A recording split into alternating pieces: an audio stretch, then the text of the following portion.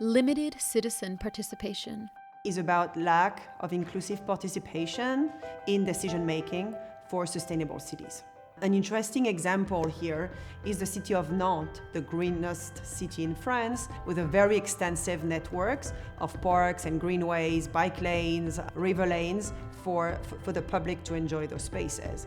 And when one talks to the residents living next to those spaces, they often praise the beauty, but at the same time recognize that seems to be driven by the desire to attract visitors and tourists rather than kind of the everyday green spaces. And so it's a bit like the museification of greening. And so as a result, what you've seen in Nantes is an accelerated process of gentrification and an accelerated process of citizens not feeling that their needs and their daily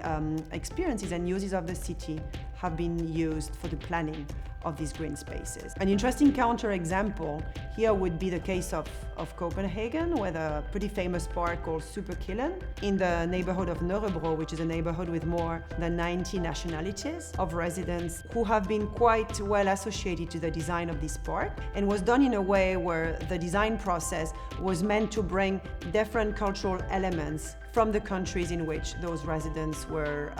coming from, and at the same time the types of equipment was meant to reflect the needs, for instance, of Muslim women living there, of small kids living there, rather than kind of being a space that was just for